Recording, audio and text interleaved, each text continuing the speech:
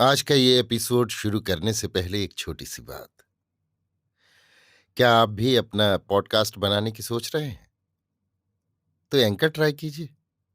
ये पॉडकास्ट बनाने का सबसे आसान तरीका है। नंबर 1, ये फ्री है। नंबर 2, इसमें कई सारे ऐसे टूल्स हैं जो आपको अपने फोन और कंप्यूटर पर रिकॉर्ड और एडिट करने की फैसिलिटी देते हैं। नंबर 3, आप अपने पॉडकास्ट को डिस्ट्रीब्यूट भी कर सकते हैं, जिससे इसे स्पॉटिफाई और दूसरे प्लेटफॉर्म पर सुना जा सके। तो डाउनलोड कीजिए फ्री एंकर ऐप या विजिट कीजिए anchor.fm पर अपना पॉडकास्ट स्टार्ट करने के लिए। ये तो थी एक छोटी सी जानकारी, और अब शुरू करते हैं एपिसोड का सिलसिला। तो आज के एपिसोड में लीजिए सुनिए रविंद्रनाथ टैगोर के लिखे उपन्यास गोरा के 72वें भाग को मेरी यानी समीर गोस्वामी की आवाज में। गंगा के किनारे एक बाग में प्रायश्चित सभा की तैयारी होने लगी। अविनाश के मन में एक त्रुटि ये मालूम हो रही थी कि कलकत्ते के बाहर जो प्रायश्चित का अनुष्ठान हो रहा है, वहां लोगों की दृष्टि जैसी चाहिए आकृष्ट न होगी। वो जानता था कि गोरा को अपने लिए प्रायश्चित की कोई आवश्यकता नहीं। आवश्यकता है देश के लोगों के लिए। इसलिए लोगों की भीड़ भाड़ में ही ये काम होना चाहिए। किंतु गोरा राजी न हुआ। वो वेद मंत्र पढ़कर जैसा वृहत होम करके ये काम करना चाहता है, वैसा कलकत्ता शहर के भीतर होने की संभावना नहीं। उसके लिए तो तपोवन प्रयोजन है। वेदाध्ययन से प्रतिध्वनित, होमाग्नि से प्रदीप्त गंगा के शांत तट में दुनिया के गुरु पुराने भारतवर्ष को गोरा जगावेगा और गंगा जल में स्नान करके पवित्र हो उससे नए जीवन की दीक्षा ग्रहण करेगा। अविनाश ने तब अन्य कोई उपाय न देख समाचार पत्रों का सहारा लिया। उसने गोरा से छिपाकर इस प्रायश्चित की बात सब समाचार पत्रों में छपवा दी। केवल यही नहीं, उसने संपादकीय कॉलम में बड़े बड़े निबंध लिख भेजे। उनमें उसने विशेषकर यही बात जताई कि गोरा के समान तेजस्वी पवित्र ब्राह्मण को कोई दोष स्पर्श नहीं कर सकता, तो भी वे सांप्रतिक पतित भारतवर्ष के समस्त पातकों का भार अपने ऊपर लेकर सारे देश की ओर से प्रायश्चित कर रहे हैं। इसलिए हे भारत के 25 करोड़ दुखी संतानों, तुम लोग इस प्रायश्चितकर्ता को इत्यादि इत्यादि। गोरा इन लेखों को पढ़कर खफा हो उठा, किंतु अविनाश किसी तरह दबने वाला न था। गोरा उसे गाली भी देता था तो भी वो मन में कुछ न लाता था, बल्कि खुश होता था। वो समझता था कि मेरे गुरु यानी गौर मोहन का भाव बहुत ऊंचे दर्जे का है। इस मामूली दुनिया की बातें वो नहीं समझते। वो बैकुंठवासी नारद की तरह वीणा बजाकर विष को पिघलाकर गंगा की सृष्टि करा रहे हैं। लेकिन उस गंगा को धरती पर लाकर सगर संतान की भस्म का उद्धार करने का काम इस दुनिया के भगीरथ का है। वो काम देवलोक के वासियों का नहीं है। ये दोनों काम बिल्कुल अलग अलग हैं। इसलिए अविनाश की हरकतों पर गोरा जब आग बबूला हो उठता, तब अविनाश मन ही मन हंसता। गोरा के प्रति उसकी भक्ति और बढ़ जाती। वो मन ही मन कहता, जैसे हमारे गुरु का चेहरा बिल्कुल शिवजी जैसा है, वैसे ही मन से भी वे निरे भोलानाथ हैं। ना कुछ समझते हैं, ना कुछ व्यवहार का ज्ञान रखते हैं। बात बात में गुस्से से भड़क उठते हैं, पर फिर ठंडे होते भी देर नहीं लगती। अविनाश की चेष्टा से गोरा के प्रायश्चित के विषय में चारों ओर खासी धूम मच गई। गोरा को देखने के लिए, उसके साथ बातें करने के लिए झुंड के झुंड लोग उसके घर आने लगे। पहले से भी लोगों की भीड़ बढ़ गई। रोज रोज उसके पास चारों ओर से इतनी चिट्ठियां आने लगीं कि उनका पढ़ना भी बंद कर दिया गया।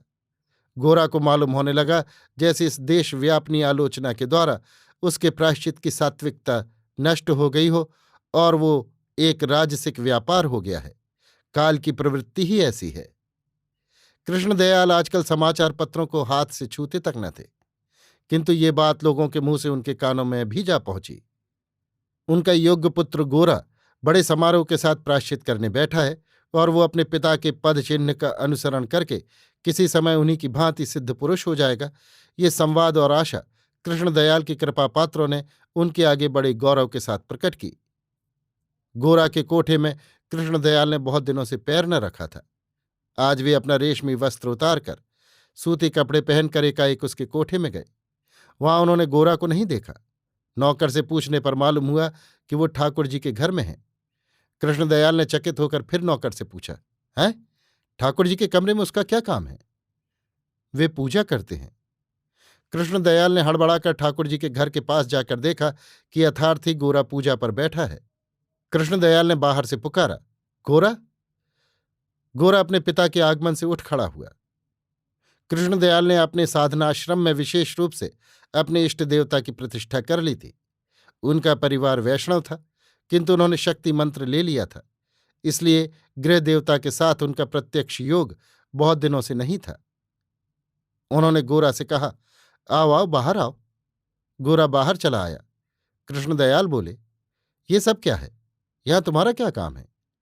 गोरा ने कोई उत्तर नहीं दिया। कृष्णदयाल बोले, पुजारी ब्राह्मण तो है, वो तो रोज पूजा कर जाता है, उसी से घर के सब लोगों की ओर से पूजा हो जाती है, तुम क्यों इसमें पड़ते हो? गोरा ने कहा, इसमें क्या बुराई है? कृष्णदयाल बोले, बुराई? तुम क्या जानो, बहुत भारी बुराई है। जिसका जहां अधिकार नहीं है उस काम में वो क्यों पड़े?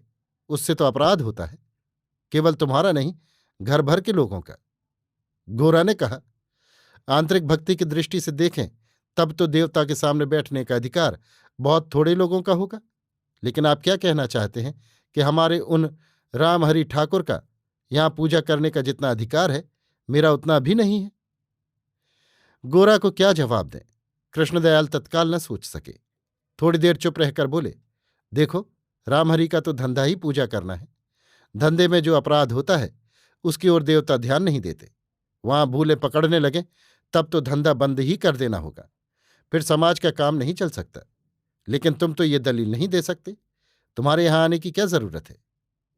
गोरा जैसे आचारनिष्ठ ब्राह्मण के भी पूजा गृह में प्रवेश करने से अपराध होता है, कृष्णदयाल जैसे व्यक्ति के मुंह से ये बात नितांत असंगत तो नहीं लगी, इसलिए गोरा कुछ बोला नहीं, बात को पी गया। तब कृष्णदयाल ने कहा, और भी एक बात सुनी है गोरा, सुनता हूं तुमने प्रायश्चित करने के लिए पंडितों को बुलाया है। गोरा ने कहा, जी हां। कृष्णदयाल ने अत्यंत उत्तेजित होकर कहा, मैं अपने जीते जी ये कभी न होने दूंगा। गोरा अब अपने मन को न रोक सका। उसने पूछा, क्यों? कृष्णदयाल ने कहा, मैंने तुमसे एक दिन और कहा था कि तुम प्रायश्चित न कर सकोगे। गोरा ने कहा, कहा तो था, किंतु कारण तो आपने कुछ बताया नहीं। कृष्णदयाल, कारण बताने की मैं कोई आवश्यकता नहीं देखता। हम तुम्हारे गुरुजन हैं, मान्य हैं, शास्त्रीय क्रियाकर्म हमारी अनुमति के बिना तुम नहीं कर सकते। उनमें पितरों का श्राद्ध करना पड़ता है, सो जानते हो ना? गोरा ने विस्मित होकर कहा, इसमें हानि क्या है? कृष्णदयाल ने क्रुद्ध होकर कहा, बड़ी हानि है, वो मैं कभी न होने दूंगा। गोरा ने हृदय में आघात पाकर कहा, देखिए, ये मेरा निजी काम है, मैंने अपनी पवित्रता के ही लिए ये आयोजन किया है, इस पर आप वृथा आलोचना करके क्यों कष्ट पा रहे हैं? कृष्णदयाल, देखो, तुम बात बात में तर्क करना छोड़ दो, ये तर्क का विषय नहीं है। ऐसे बहुत से विषय हैं जो अब भी तुम्हारे समझने के योग्य नहीं। मैं फिर भी तुमसे कहता हूं कि तुम हिंदू धर्म में प्रवेश कर सके हो, इसी का तुमको गर्व है, किंतु ये तुम्हारी बिल्कुल भूल है। तुम कभी हिंदू हो नहीं सकते। तुम्हारे शरीर का प्रत्येक कण तुम्हारे सिर से पैर तक उस धर्म के प्रतिकूल है। हिंदू होने की तुम में कोई योग्यता नहीं। इच्छा करने से भी तुम हिंदू नहीं होगे। हिंदू एकाएक नहीं हुआ जा सकता, उसके लिए जन्म जन्मांतर का पुण्य चाहिए। गोरा का मुंह लाल हो उठा। वो बोला, जन्मांतर की बात मैं नहीं जानता, लेकिन आपके वंश के रक्त से जो अधिकार मुझे मिलता है, क्या मैं उसका भी दावा नहीं कर सकता? कृष्णदयाल ने कहा, फिर बहस? मेरे सामने मेरी बात का खंडन करते तुम्हें संकोच नहीं होता? इसी को हिंदू कहते हैं। आखिर विलायती झार जाएगी कहाँ? मैं जो कहता हूं सुनो, ये सब बंद कर दो। गोरा सिर झुकाकर चुप हो रहा। कुछ देर बाद बोला, यदि मैं प्रायश्चित न करूंगा तो शशिमुखी के ब्याह में मैं सबके साथ बैठकर भोजन नहीं कर सकूंगा। कृष्णदयाल उत्साहित होकर बोले, अच्छा, तो इसमें हर्जी क्या है? तुम अलग ही बैठकर खा लेना, तुम्हारे लिए अलग आसन रखवा दिया जाएगा। गोरा, तो समाज में मुझे अलग होकर रहना पड़ेगा। कृष्णदयाल, ये तो अच्छा ही होगा। अपने इस उत्साह से गोरा को विस्मित होते देख उन्होंने कहा, देखते नहीं हो, मैं किसी के साथ भोजन नहीं करता, निमंत्रण होने पर भी किसी के हाथ का छुआ नहीं खाता। समाज के साथ मेरा क्या संपर्क है? तुम जिस सात्विक भाव से जीवन बिताना चाहते हो, उसके लिए तुम्हें भी इसी मार्ग का अवलंबन करना उचित है। इसी में तुम्हारा मंगल है।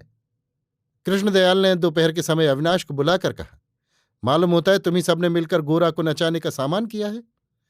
अविनाश, ये आप क्या कहते हैं? आप ही का गोरा हम लोगों को नचा रहा है। वो आप तो कम ही नाचता है। कृष्णदयाल, परंतु मैं तुमसे कहता हूं कि तुम लोगों का प्रायश्चित न होगा, उसमें मेरी सम्मति नहीं। अभी सब रोक दो। अविनाश सोचने लगा, बूढ़े की ये कैसी जिद है। इतिहास में ऐसे बहुत लोग पाए जाते हैं जो अपने पुत्र के महत्व से एकदम अपरिचित थे। हमारे कृष्णदयाल भी उसी श्रेणी के हैं। यदि ये दिन रात सन्यासियों के पास न रहकर अपने बेटे से शिक्षा ग्रहण करते तो इनका विशेष उपकार होता। अविनाश बड़ा चतुर आदमी था। जब वाद प्रतिवाद में कोई फल न देखता था, यहां तक कि नैतिक प्रभाव की संभावना कम होने पर वो वृथा विवाद न करता था। तब उसने कहा, अच्छा, जो आपकी सम्मति नहीं है तो ना होगा, पर बात यह है कि उसका सब आयोजन हो चुका है। निमंत्रण पत्र भी जहां तहां भेजे जा चुके हैं। इसमें अब विलंब भी नहीं है। ना हो तो एक काम किया जाए, गोरा अलग रहे, हम ही लोग प्रायश्चित कर लें। देशीय लोगों के पाप का तो अभाव नहीं है। अविनाश के आश्वासन वाक्य से कृष्णदयाल निश्चिंत हुए। कृष्णदयाल की बात पर गोरा की विशेष श्रद्धा कभी नहीं थी। आज भी उसने उनके आदर्श को हृदय से स्वीकार न किया। यद्यपि वो देशोपकार के आगे माँ बाप के हुक्म की पाबंदी को नहीं मानता था, तो भी आज दिन भर उसके मन में पिता के निषेध वाक्य पर दुख होता रहा। कृष्णदयाल की सब बातों में उसे एक छिपे हुए सत्य रहस्य की धुंधली छाया मालूम होती थी। जितना ही वो सोचता था उतना ही उसका संदेह दृढ़ होता जाता था। मानो जागने पर वो एक दुस्वप्न से दुख पा रहा था। उसे मालूम होने लगा जैसे कोई उसे चारों ओर से ढककर पंक्ति से बाहर फेंक देने की चेष्टा कर रहा हो। आज उसको अपनी एकाकिता एक वृहत रूप धारण किए दिखाई दी। उसके आगे कर्म क्षेत्र बहुत लंबा चौड़ा है, काम भी बहुत बड़ा है, किंतु वो अकेला खड़ा है, उसके पास और कोई नहीं है।